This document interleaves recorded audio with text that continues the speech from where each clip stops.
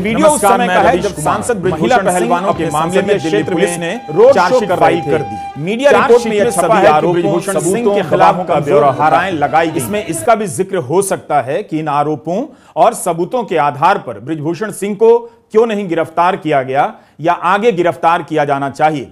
एक तरह से यह दिल्ली पुलिस की जांच की अंतिम रिपोर्ट है।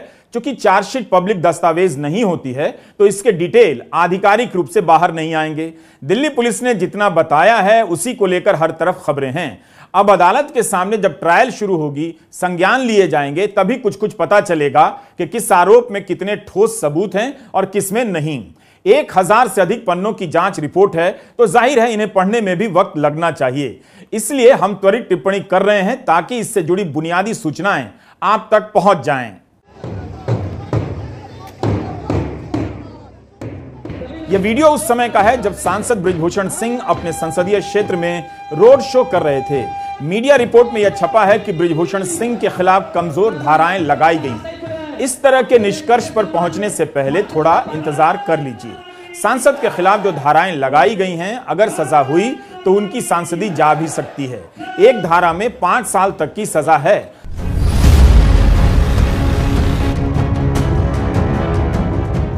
जरूर टाइम्स ऑफ इंडिया में सूत्रों के हवाले से लिखा है कि 150 गवाह हैं मगर केस कमजोर लगता है। सूत्रों ने बताया है टाइम्स ऑफ इंडिया को, किसी मीडिया रिपोर्ट में गवाहों की संख्या 150 है, किसी में 125।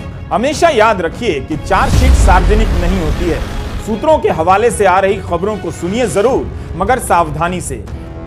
दिल्ली पुलिस के अनुसार बृजभूषण सिंह के खिलाफ आईपीसी की धारा 354, 354A, 354D लगाई गई हैं।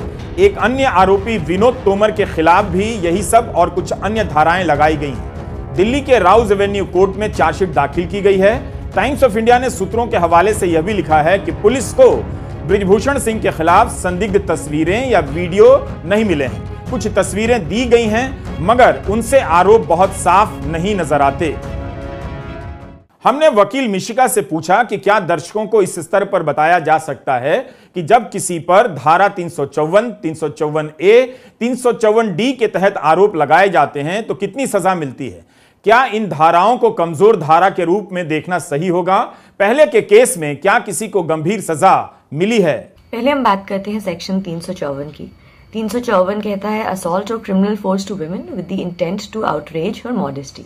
तो ये क्रिमिनल ऑफेंस है, इसलिए परिभाषा इंपॉर्टेंट हो जाती है। विमेन को डिफाइन किया गया है आईपीसी में कि मेल फीमेल को मैन एंड वुमन कहा जाएगा और वो किसी भी एज के हो सकते हैं, उसमें कोई एज ब्रैकेट नहीं दिया गया है। लेकिन मॉडेस्टी का डेफिनेशन थोड़ा अनक्लियर रहा है हमेशा से। 2006 में एक कोर्ट ने कहा था कि modesty of a woman is the virtue attach to a woman owing to her sex. मतलब जो फीमेल्स को जो चीजें अलग करती हैं मेल से, उनसे जो वर्च्यूज अटैच्ड है, जो इज्जत अटैच्ड है, जो डिग्निटी अटैच्ड है कॉमन पार्लेंस में, उससे हम मॉडेस्टी के तौर पे समझते हैं। मॉडेस्टी में एक और जो बात है थोड़ी इंपॉर्टेंट हो जाती है कि आपका इंटेंट टू आउटरेज होना चाहिए। अगर कोई पुरुष ये चीज ऐसे करे बिना किसी के परमिशन के या बिना किसी के कंसेंट के, तो उस केस में उस स्ट्रेंजर की मॉडेस्टी को हम कह सकते हैं कि हाँ ये आउटरेज हो रही है। तो कंसेंट बहुत इंपॉर्टेंट बन जाता है इंटेंट चेक करने के लिए कि क्या परपेट्रेटर की इंटेंट थी मॉडेस्टी आउटरेज करने की, नहीं। अब 354A की बात करते हैं। तो ये 2013 में जो अमेंडमेंट हुए थे हमारे क्रिमिनल लॉज में, आईपीसी, सीआरपीसी, एविडेंस एक्ट में, उस टाइम ये अमेंडमेंट आया था और 354A को सेक्सुअल हरासमेंट का जो सेक्शन था वो इंट्रोड्यूस हुआ। अब 354D यानी 354D की अगर हम बात करें तो उसके अंदर आता है स्टॉकिंग। स्टॉकिंग को आम भाषा में अगर हम समझना चाहें वो होता है किसी का पीछा करना, जोर जबरदस्ती से पीछा करना, बात करने की कोशिश करना, जब दूसरे इंसान ने क्लियरली बोल दिया है कि उन्हें कोई इंटरेस्ट नहीं है बात करने में। तो स्टॉकिंग तो एक ऐसा ऑफेंस है जो हमारे बॉलीवुड ने बहुत रोमांटिसाइज किया है। डर मूवी से लेकर रांझना मूवी तक ये चीजें हम देखते आए। हमारे गाने भी बहुत ऐसे होते हैं जो स्टॉकिंग को काफी प्रमोट ही नहीं रोमांटिसाइज भी करते हैं।